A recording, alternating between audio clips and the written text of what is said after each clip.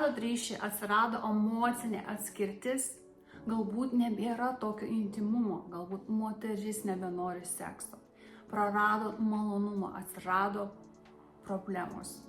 Galbūt vaikai, galbūt amžius pasikeitė ir keičiasi kūnas. Jūs ne vieni. Dėja, vieni renkasi apsimesti, kad tų problemų neturi ir taip toliau gyventi. Kiti galbūt eina iš šono ir taip sprendžia šias problemas. Bet visi šitie sprendimai priveda prie skyrybų ir prie nelaimingos pabaigos. Dėka mano kursų ne viena pora atstatė ryšį poroje, nes šios praktikos yra transformuojančios, jos yra pastatytos ant praktikos.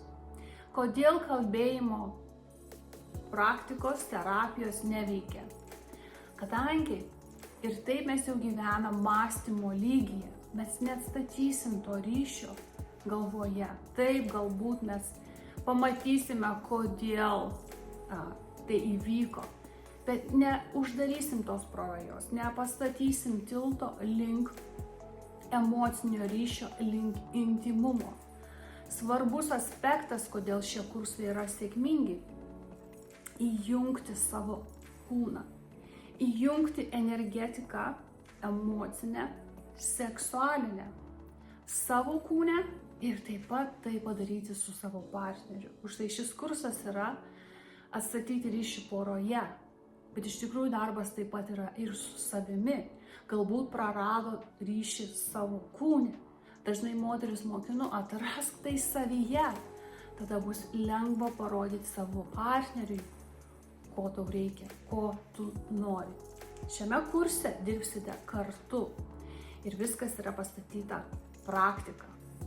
Pasidalinsiu vienos poros pavyzdžių. Prisijungė moteris į mano kursus, nors ji turėjo partnerį, ji atėjo viena. Jos mintise buvo skyrybos ir jinai norėjo investuoti į save. Ji pradėjo keistis kurso dėka. Vyras pradėjo tai jausti.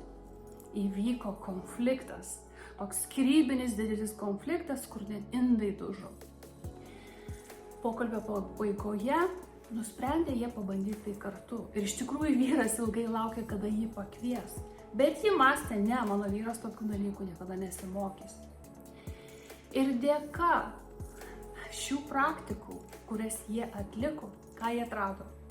Atrado ryšį vėlgi, atrado intimumą, kurio niekad galbūt ir nebuvo, nes buvo 28 metai kartu, buvo jauni, daug pokyčių gyvenime įvyko. Atrado tokį orgazmiškumą, kai moteris sako, aš maniau, kad aš žinau, ką reiškia orgazmas. O Dieve sako, gerai, kad mes neturim jokių kaimynų, sako, kokie garsai, kokios patirtys, sako, mes mylimės vėl kaip 18-mečiai. Nors iš tikrųjų tai buvo net galingesnė patirtis, negu kai buvo jauni. Vyras net padėkojo, sako, ačiū, kad tu esi. Išdrįso jie pasikalbėti per kūną, per energetiką, per visas šitas patirtis. Dėl to tai veikia labai stipriai. Taigi, jeigu čia esi, žinau, kad nori jau išspręsti šitą problemą, atstatyti ryšį, atrasti geresnį, patenkinantį intimumą. Registracijos linkas pridėtas prie šito video. Žengi šitą kelionę, atrask ryšį vienas su kitu ir atrask potencialą orgazminį, kuris net yra sunkiai paaiškinimas. Iki pasimatymo malonumo pusėje.